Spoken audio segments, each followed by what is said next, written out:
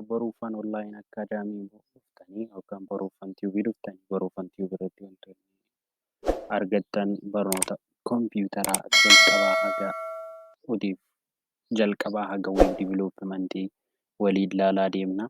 Kutaa lammaffaa irratti har'a kan qabadhee isinii dhiyaadhe immoo kutaa lammaffaa sa'aatii kutaa lammaffaa irratti barnoota kompiitaraa darbe keessatti akkuma waliin ilaalle kutaa jalqabaati irratti barnoota bu'uuraa kompiitaraa kutaa tokkoffaa keessatti waliin ilaalleerra. Amma immoo kutaa lammaffaa irratti wantoonni waliin ilaallu gosoota kompiitaraati. Kutaa lammaffaa gosoota kompiitaraa Boruufan Tiyuubiidhaan kompiitar 02 jechuudha. Kanaaf chaanaalii kana sabskiraayib gochuun, sheer gochuun, laayik gochuun deeggaraa. Na deeggaraa isiniin jedhaa. Kanaa booda wantoonni itti aansee waliin ilaalaa deemna. Gosoota kompiitaraa. Kompiitarri karaa lamaan ramadamuu dandeenya. Dandeettii fi guddina daataa qabachuu irratti hundaa'uun kompiitarri iddoo lamatti qooduu dandeenya. Bu'uura dandeettii daataa qabachuun kompiitarri gosa sadiitu jira. Isaanis kompiitara anaaloog, kompiitara dijitaalaa fi kompiitara wal makaadha. Kana jechuun anaaloog kompiitar, dijitaal kompiitar and hybrid kompiitar kan jennu jechuudha. Itti aansee kompiitara anaaloogii jechuun maal jechuudha? Anaaloog kompiitar jechuun maal jechuudha? Kompiitara anaaloogiin daataa anaaloogii akka adeemsisan kan qophaa'anidha. Kontiinas daataa akka adeemsifamu jechuudha. Daataan adda ciccita hin qabne itti fufiinsaan gaggeeffamu akka itti fayyadamnuuf kan qophaa'edha. Daataa anaaloogiin daataa walitti fufiinsa qabuu fi walitti fufiinsan jijjiiramuu fi gatiiwwan addaan baafaman qabaachuu hin dandeenyedha. Kompiitarri anaaloogiin bakka yeroo hundaa gatii sirrii kan akka saffisaa, ho'aa, dhiibbaa fi kaarentiin hin barbaachifnetti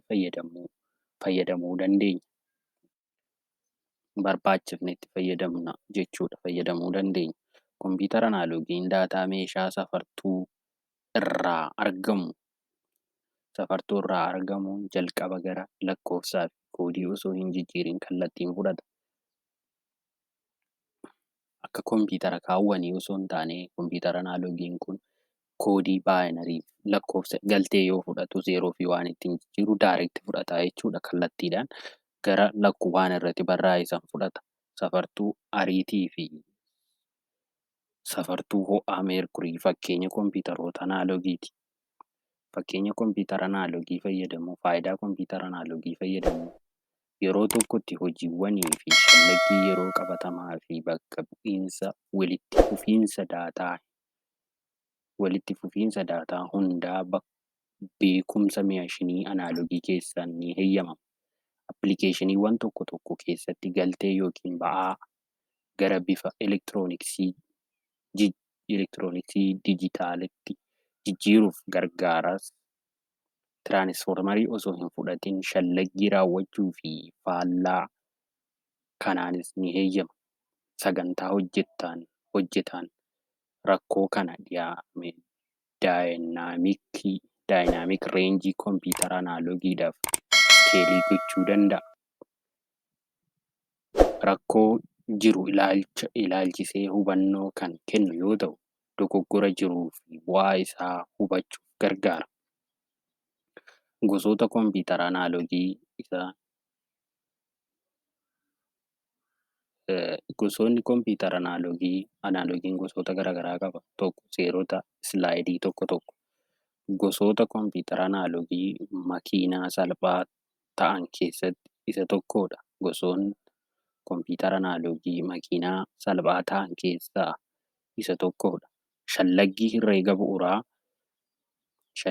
herreegaa bu'uuraa raawwachuuf kan qophaa'edha. Xiinxaltoota gargaarama. Shallaggii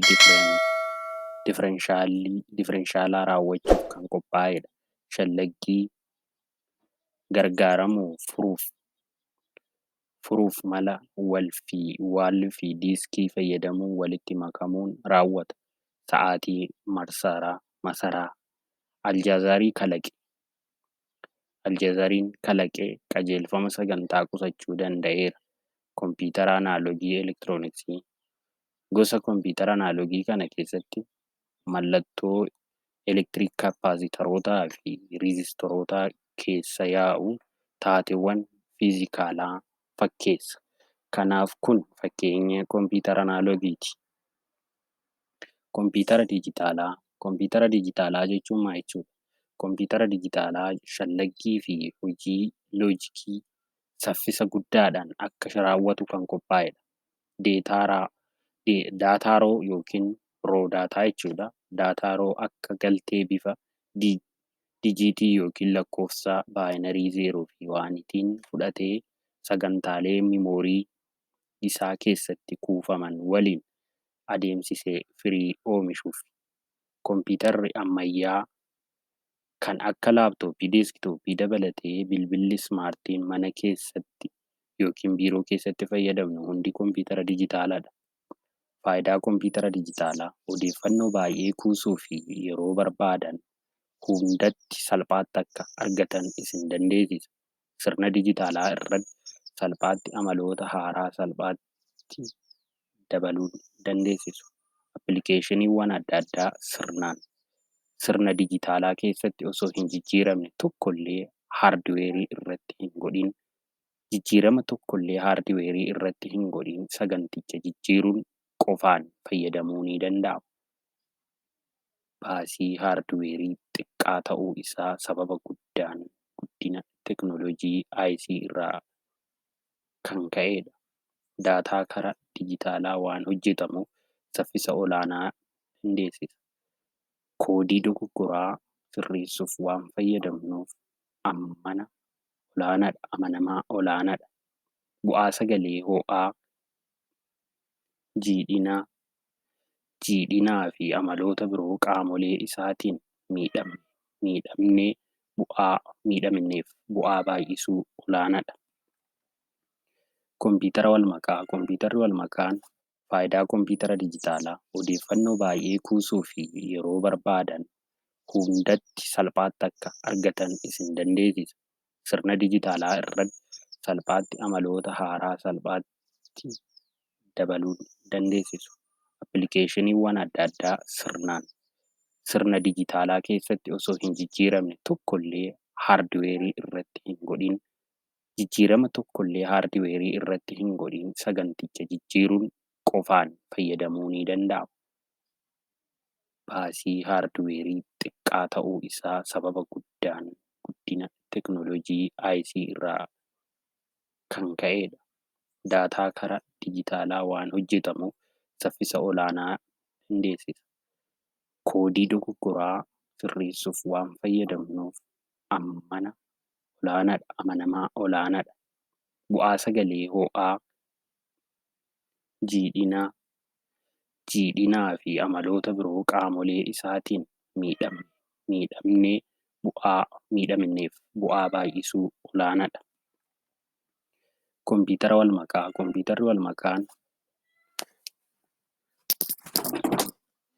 Kompiitarri walmakaan haayibriid kompiitarri amala kompiitara anaaloogii fi dijitaalaa qaba. Amala kompiitara anaaloogii saffisaa fi akka kompiitara dijitaalaa yaadannoo sirrii ta'uu qaba. Daataa walitti fufiinsa qabuu fi addaan baafamee lamaanuu adeemsisuu danda'a. Mallattoolee anaaloogii fudhachuun osoo hin hojjetamin dura gara bifa dijitaalaa jijjiira. Erga appilikeeshinii addaa bakka daataa anaaloogii fi dijitaalaa lamaan isaanitti adeemsifamu keessaa bal'inaan fayyadama. Fakkeenyaaf pirooseesii paampii boba'aa keessaa kan fayyadamnu yoo ta'u, kunis safartuu dhangala'aa boba'aa gara baay'inaa fi gatiitti jijjiira. Faayidaa kompiitara walmakaa fayyadamuun saffisa shallaggii isaa sababa qindeensaa hunda wal fakkaatuun sirna xiqqaa anaaloogii baay'ee olaanaadha. Bu'aa sirrii fi saffisa ta'ee fi caalatti sirrii fi faayidaa qabu argamsiisa. Dandeettii walqixxummaa guddaa yeroo qabatamaa keessatti furuu fi bulchuu qaba. Adeemsa daataa sarara irratti hojjetamu keessatti gargaara. Kompiitara gurguddaa Supperkompiitara kompiitara guddaa fi saffisaadha. Supperkompiitariin kompiitara guddaa fi saffisaadha. Isaanis daataa guddaa akka adeemsisan kan qophaa'anidha. Kompiitarri guddaan tokko sekondii tokko keessatti qajeelfama tiriliyoonaan lakkaa'aman hojjechuu danda'a. Piroosesaroota kumaatamaan lakkaa'amu walitti hidhaman qaba. Keessattuu kompiitara olaanaa hojiiwwan saayinsii fi injiinaringii kanneen akka tilmaama haala qilleensaa, simuleeshinii saayinsii fi qorannoo anniisaa niwukilaraa keessatti fayyadamu. Supireem kompiitariin jalqaba kan hojjete Rooger Kireey bara 1976tti ture. Amaloota yookiin hojiirra oolmaa kompiitaroota olaanaa dandeettii jecha icciitii keessaan dikiriipti gochuu sababa nageenyaa eeguuf nageenyaaf eegumsa guddisuu qaba. Animeeshinii keessatti bu'aa gaarii argamsiisa.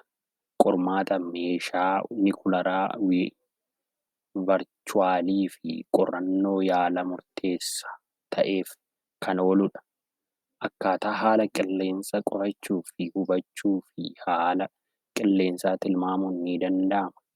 Sirna NOAA yookiin Naashinaal Oceanic and Atmospheric Administration kan gosa daataa salphaa fi loojikii kamiiyyuu raawwachuu danda'u keessatti hojjechuu danda'a.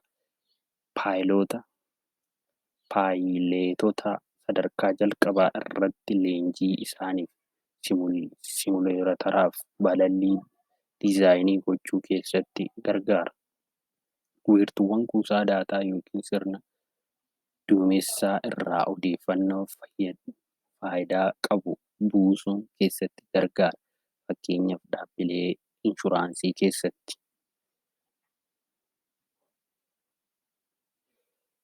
Kompiitara meenfireemii Kompiitarri meenfireemii fayyadamtoota dhibbaan lakkaa'aman yookiin kumaatamaan lakkaa'aman yeroo tokkotti akka fayyadaman kan qophaa'anidha. Yeroo tokkotti sagantaalee hedduu deeggaruu ni danda'ama. Adeemsa adda addaa yeroo tokkotti raawwachuu danda'u jechuudha. Amaloonni kompiitara meenfireemii kun dhaabbilee gurguddoo akka damee baankii fi teleekoomii kanneen daataa baay'ee bulchuu fi adeemsisuu barbaadaniif mijataa isaan taasisa. Kompiitaroonni meenfireemii fayyadamtoota dhibbaan lakkaa'aman yookiin kumaatamaan lakkaa'aman yeroo tokkotti akka deeggaran kan qophaa'edha. Amaloota kompiitara meenfireemii daataa guddaa adeemsisuu danda'a.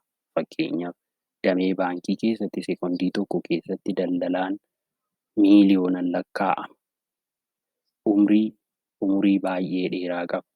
Egaa sirnaan lakkaa'amee booda hanga waggaa 50tti haala gaariin hojjechuu danda'a.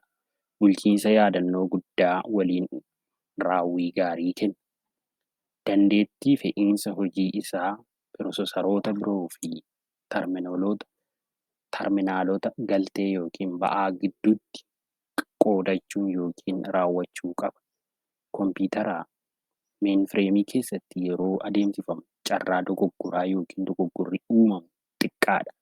Yoo dogoggorri kamiyyuu uumame raawwii irratti dhiibbaa osoo hin geessisiin dafee sirreessuu danda'a.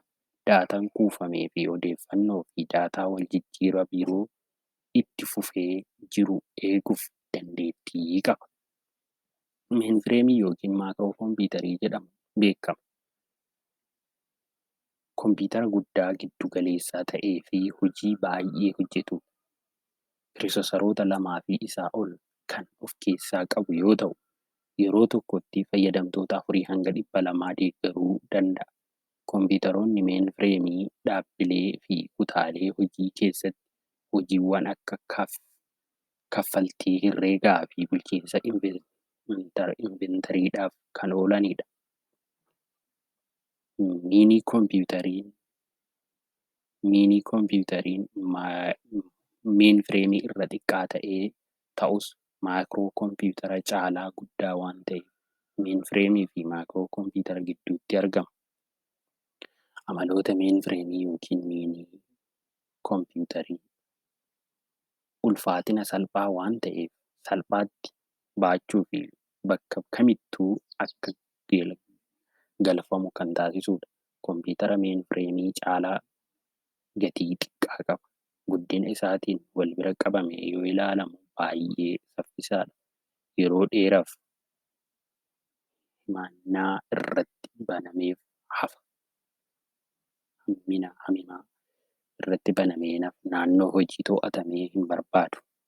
Naannoo hojii to'atamee hin barbaadu.